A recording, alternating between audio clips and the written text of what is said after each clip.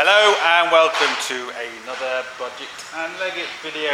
Today we are taking this engine out finally on this 2003 Pajero, it's the 2.8 diesel one.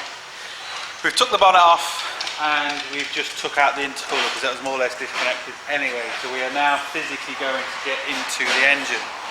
Engine has to come out from the top again because it's easier. Because to try and take it out from the bottom you need to remove the front axle and all that. There's a lot more work into it. So this is a lot easier way we're going to be doing it from the top.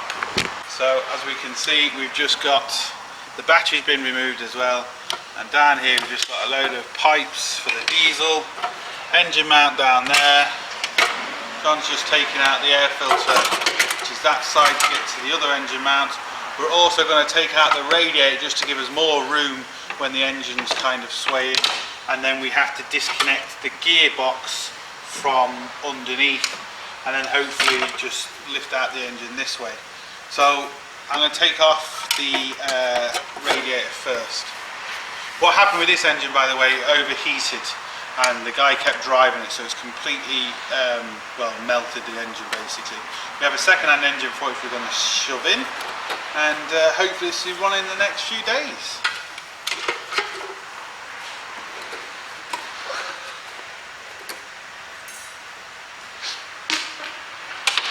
So I'm going to take off the radiator first, which is these two mounts here, and they're 12 mils. So it's going to be 4 12 mil screws, bolts.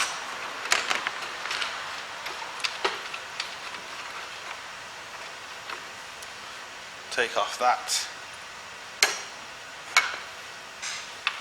Just going to screw these back in. The more bolts you can put back into place, the easier it will be, so you can't get them lost or get them mixed up or anything like that.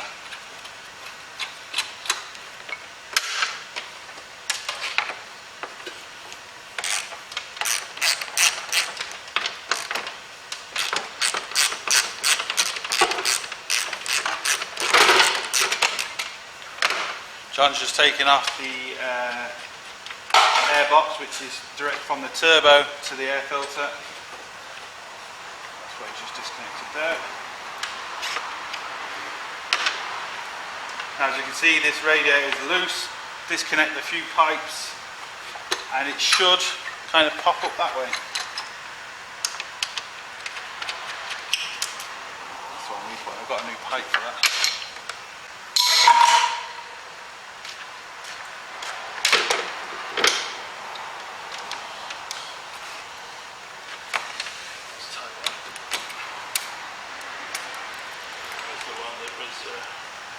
One up top, wasn't it?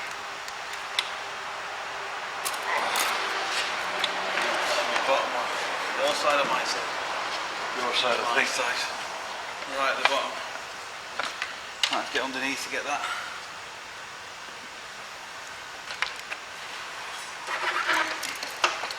Nothing your side, is there not? It's definitely my side, isn't it?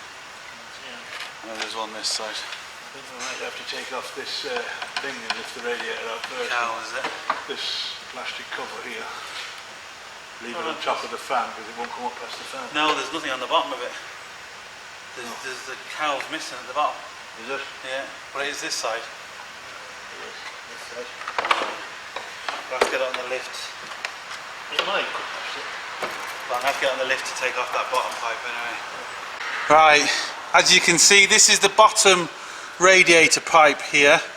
I'm not going to be able to film a lot of this because it is very awkward. We're going to take this bottom radiator pipe off, which should hopefully allow us to take the radiator out, which will give us a bit more room. We don't have to take drive shafts or anything out in this particular case, because as you can see, this is the front differential and it's part of the gearbox, which is not part of the engine, which kind of saves us a lot of work. But we come back to the gearbox, you have to obviously split the gearbox. Now this is going to be quite awkward. We have a ringer bolt here. The top bolts are quite hard to get, and then we've got usual things like you can just see here for the clutch slave cylinder and stuff like that. So I'm not going to be able to film too much of this, but you can see an engine mount there as well near the fuel, near the diesel, the oil filter even. So we'll film a bit more once we get to the top again and this rad's off. But hopefully we should just be able to lift this out now. There we go. So that's simple enough. And what that does is, that gives us a hell of a lot more room than anything. I hope this picture isn't too distorted. I've just put a wide lens on the camera so you can see a lot more. So we can now see the engine mount down there. We have another engine mount this side, but what we're going to basically do now is, there's a few pipes, diesel pipes, we have to disconnect from the engine. There's a couple more radiator pipes, like we have to disconnect the radiator pipes here for the heater matrix inside. There's going to be a couple of clips like here we have to disconnect. Power steering pump, yeah. And brake light, well, not the master cylinder line coming into the engine, coming into the pump of the engine. So we're going to start disconnecting a few of these. I'll turn the camera back on once we've done that, and you can see where we're going. Now, as you can see, I've undone all the electrics, which is not a lot to be fair. We have the heater plugs, which is here. We have things like the temperature sensor, the stopper for the fuel pump, and just a couple of other sensors and stuff. One's for the diesel filter, so they've all been disconnected. I'm just going to take the diesel filter out, not because I need to, but just to get it out of my way. I've disconnected the main pipe from the filter to the engine, because you have to disconnect that. But I'm just going to disconnect this to get it out of my way, so when I'm pulling the engine out, it's not going to get trapped or caught or broken. For the sake of a bolt, it's kind of worth doing. So I can just move this out of the way. It doesn't have to come completely out, I'm just moving it out of the way, we've got a bit more room. I can also see the starter motor wires now. So the starter motor wire is going to have to come off. That's the fuel wire. The throttle cable is going to have to be disconnected as well. What else can I see? The two pipes for the heater matrix, they have to be off. John has disconnected the power steering pipe, so they're off. So we're getting there. Yeah, I'm going to put this bolt back to make my life a little bit easier. So we have, what else do we have down here? We have a throttle cable, we have a vacuum hose, and the two pipes for the heater matrix, which I'm going to have to maybe get a spanner on them.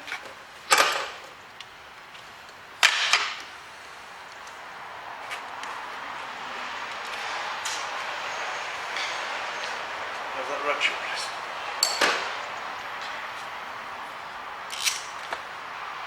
The socket to run it. Size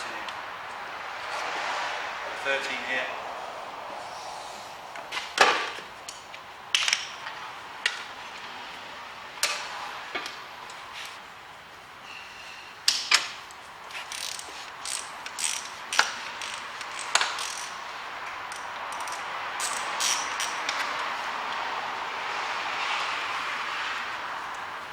Now, these pipes, they're now loose, but they've been on there since day dot.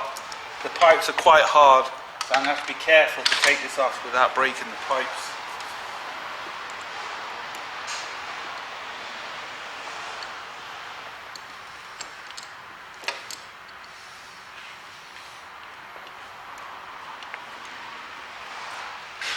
Someone wanted me to do a video on Japanese diesel engines. Well, you've got your wish. We have a Japanese diesel engine here, which I believe was on the old Zero fighter plane, was it, John? Yep. Yeah, there we go, see? I knew that. Wonder exactly the old. Can't tell World War II. You're in the Wawa. Yeah. Saw both of them, didn't you? Yep.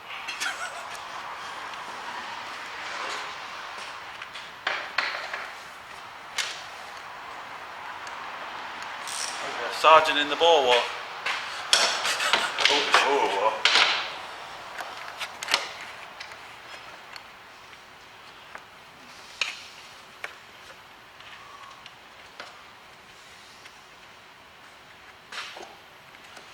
again. You've got the jig on this up. No, it's nice and loose. No, I put it back. The clips are loose, but the pipes are just absolutely welded on. So this is going to be quite difficult. I'm going to take the throttle cable off first, just to make my life a little bit easier. So it's 213 mils. So it's 13 or 12. Or even 40.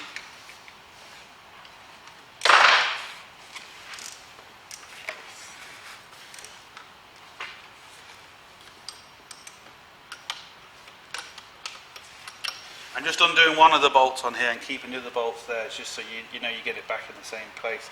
It's easy tidying these throttle cables anyway, but the less work you have to do.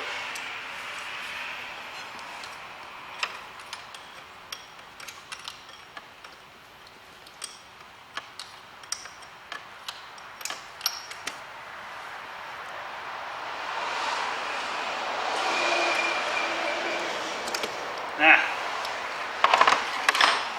once it's out, you have to move it 90 degrees like that, and it just pulls out of the little hole that it's in. You see now that allows me to get that out of the way, and I can see these pipes a lot easier. Is that loose? It is now. Is that loose or it broke? Is that power steering, is it? This, yeah. But it's easier to take it off here than take it out of the freaking box. So John's just undoing the power steering pipe, which is the long one that goes into the power steering box. He's took it off the engine, which is easier than taking it off the box. And even if you do take it off the box, you have a long wire kind of sticking out the way, so it's maybe just as well. Now I'm going to try and get to these. Try and twist these. What I might have to do is get some pliers and kind of just twist them to loosen them off. Now I have some adjustable pliers here, and hopefully it might just allow me to twist this.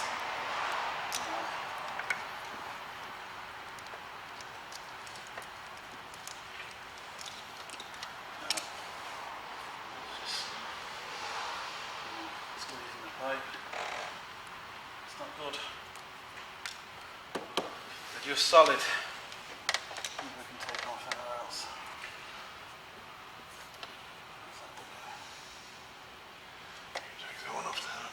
This one is too low.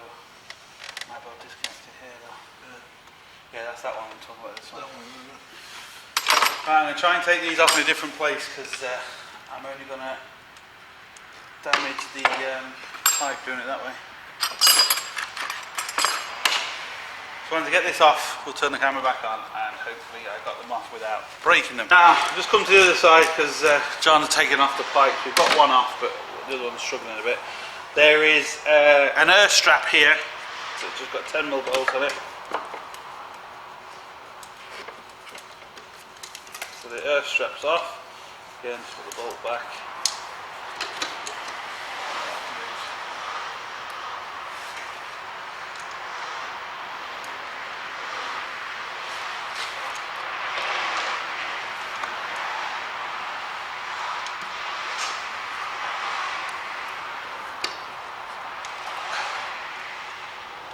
Nope, I can't see. It's moved the pipe, it doesn't matter. So we have an earth strap here, and we've got the pipe for the brake servo, so we're going to take that off as well. A little clip on that, so clip that.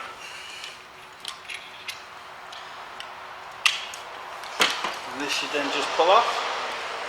But like all the other pipes, just absolutely welded on. The little not earth, that's that little clip.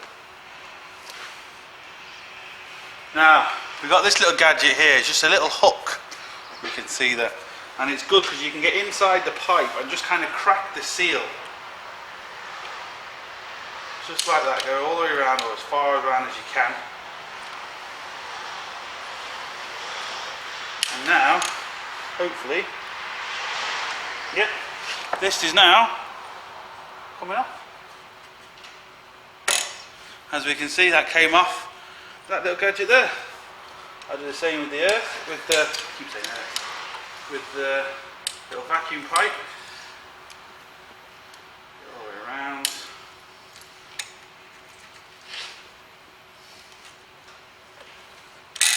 And there we go, pops it off. So this little hooky thing there works great. So we have them off. Just put them out of the way. And what John has done this side, he's taken off the air filter box which sat here. Then you can see this long pipe here, which is the power steering, which goes all the way through to the front of the engine, and it sits on the far side there. And what we've got to do is also disconnect the exhaust, which is just down here. My finger is going to do that from underneath. I think that's going to be the easiest way. Disconnect the exhaust from the turbo, and yeah, we're getting there. Just that pipe, the far side, which is being awkward. Well, you got it off. Good man. So them two pipes are now off, and it's just the starter motor. There should be two wires on the starter motor. We'll disconnect them, and we need to go underneath then. Right, so I'm just going to kind of go through everything that I can. It's just very awkward to kind of film taking engines in and out because there's just not a lot of room, and you kind of get in the way of the camera. We've had to disconnect the wires to the alternator. Now bear in mind, these wires could be clipped somewhere underneath the engine, so when we get lifted up we have to make sure these wires are out of the way, because if we lift up the engine we could always break them very easily.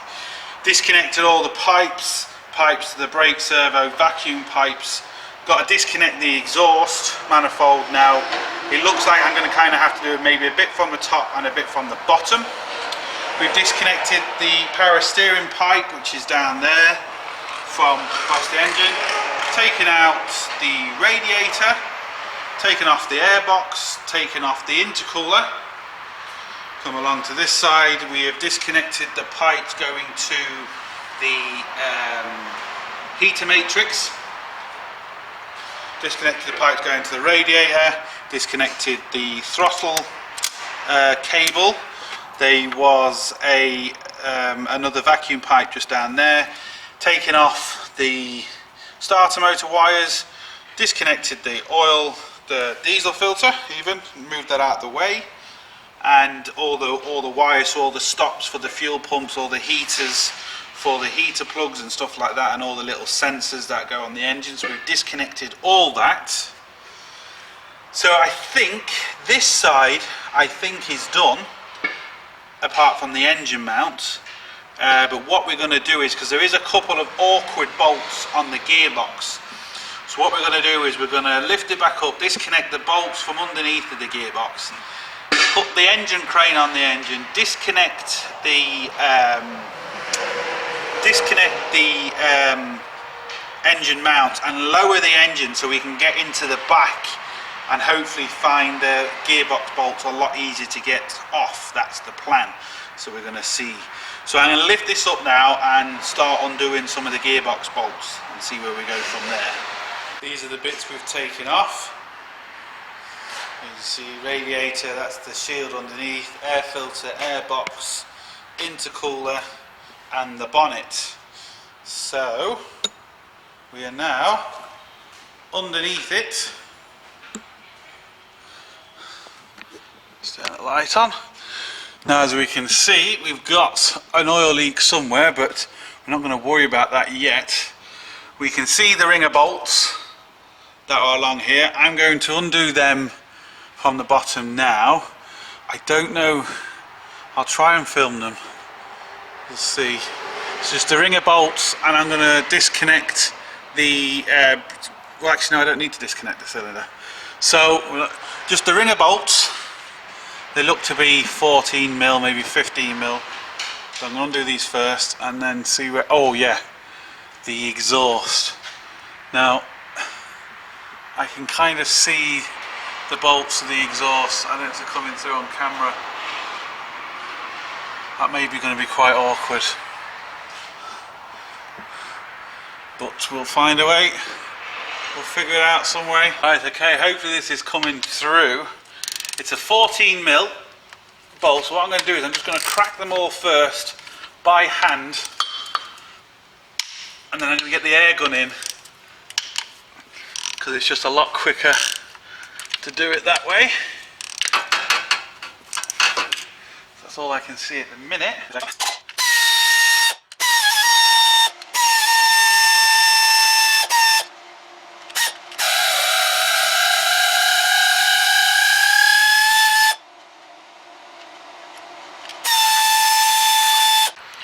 Right, that's all I can film under here, unfortunately, because there's one more bolt this side. Well, there's actually two. One's right at the top and there's one just kind of there.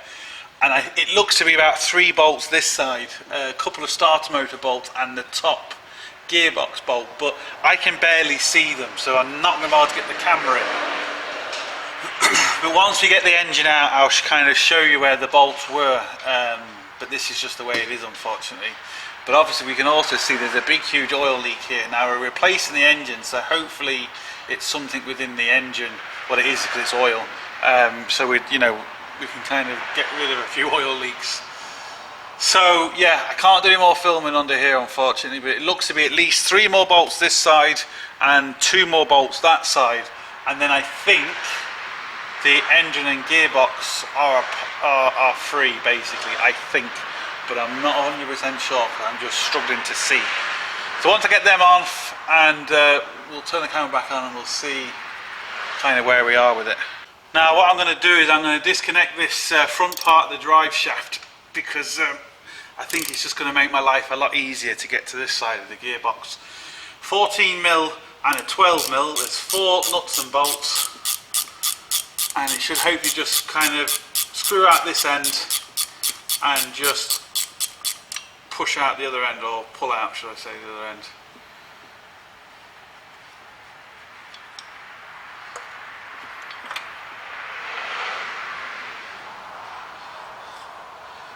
It's just going to give me a lot more room. I could maybe do it without doing this, but it's just going to give me a lot more room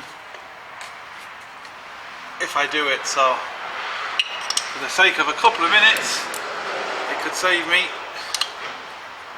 a long time resting.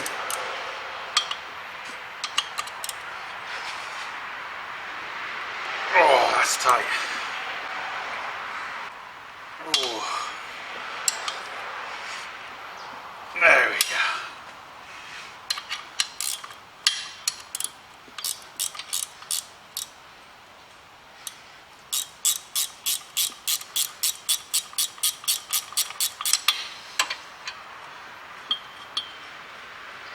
And once I got this off, I'm just going to put these nuts and bolts back through the drive shaft and leave it out of the way, so everything's together. You can't lose the bolt or get them mixed up with something else. It is always best, as much as you can, to put the bolts back in the place, if at all possible. It just helps you, and it saves you getting confused when you're putting everything back together.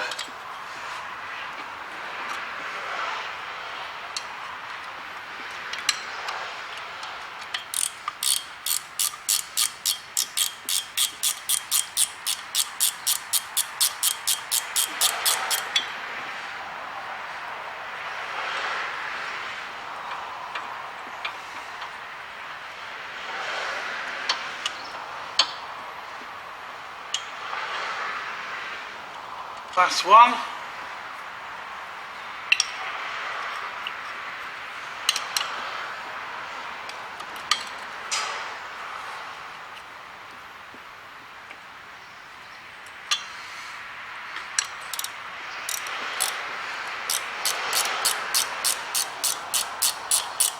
Now hopefully this, I've got enough room, this is going to come out, and hopefully it's going to disconnect. Now if it doesn't disconnect, I'm not too worried about that. All I want to do is kind of get out of my way for the minute.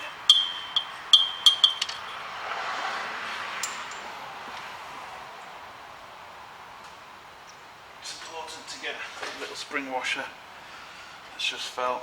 You need them. Now 4 bolts, and technically this should now be free. And it is.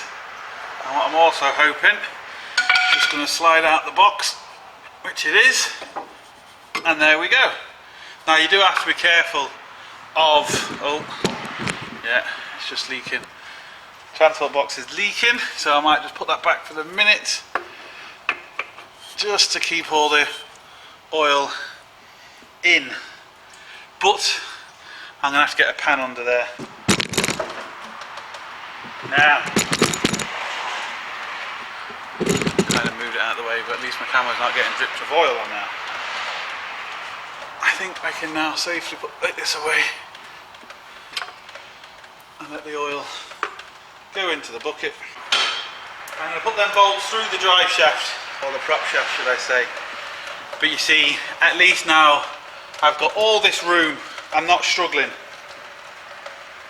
And I'm going to have to put new oil in the gearbox anyway, so I'm going to replace the oil in the gearbox, the transfer box, the two back diffs. We're going to replace the oil in everything. Smell of gear oil. So that's it. I'm going to there's a little bracket here. I'm going to take off the bracket, take off the starter motor, and go from there then. And hopefully it'll be sorted shortly. So once I've done that, we'll turn the camera back on, and not going to be long now. Now the only way we could do this, we hope, the two back bolts on the engine you just can't get to anywhere, so we're disconnecting the two engine mounts. So John's just finished connecting this one, and what we're going to do is we're going to let the engine lay down to open up the gap at the back near the bulkhead. That's the plan.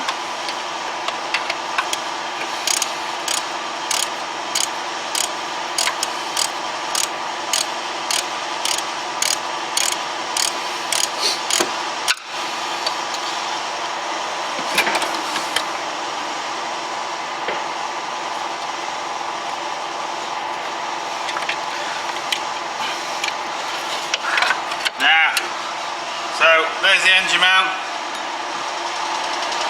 We've taken it off this side as well, so hopefully now when we put the engine down, I should have a bigger gap between here and here to get the two bolts on the top. So I'm going to put the engine down for us please, John. So we're hoping we're going to have enough room. Let's see what happens.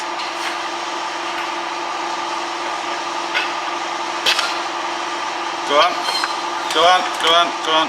Right, now might not be able to see this on camera, but down here between the engine and the bulkhead we've actually got more room now.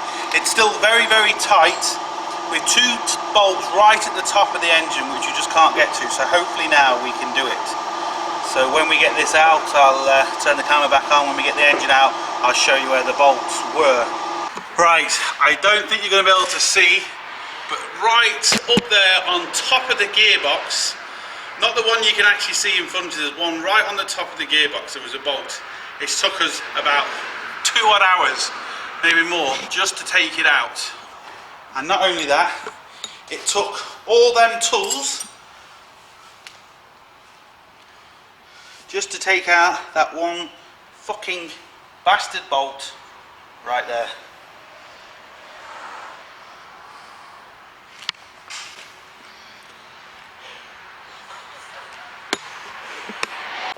Right, what we're doing now is we've took off the two wheels so we can lower the front a lot more, which will give us a lot more height when we come to lift out the engine. So I might speed this up in the edit, but it's just going to give you an idea of the engine coming out.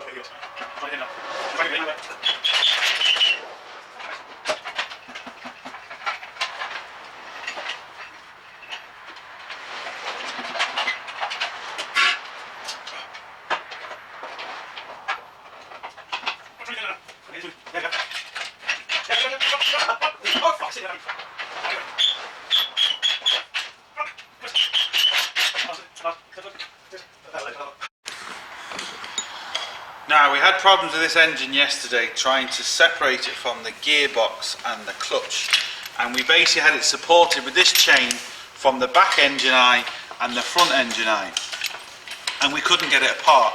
So we're now going to chain it just to the front engine eye rather than the back, and I'll explain why now. Basically what I'm thinking, I could be wrong, but the shaft that goes through the engine and the gearbox, if we've supported the engine completely by both ends, we could be slightly hitting on the shaft. It could be at a slight angle rather than dead straight. So I'm hoping by jacking it from the front of the engine we'll have more play between the engine and the gearbox, and hopefully we can separate it. Fingers crossed. Now this is turning into be an absolute nightmare. So we're going to try. We've now discovered that the engine was hitting the front diff and the cross member. So we've taken out the 4 bolts for the cross member.